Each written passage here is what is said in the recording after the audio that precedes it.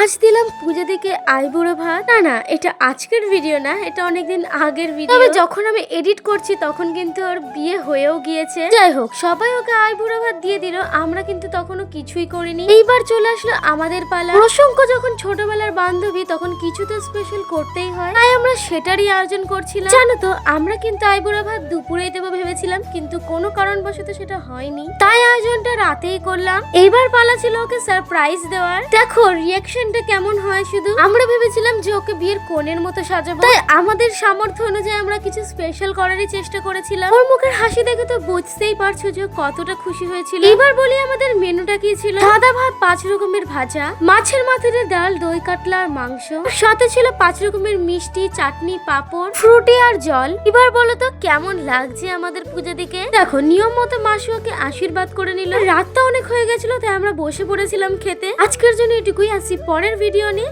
Tata.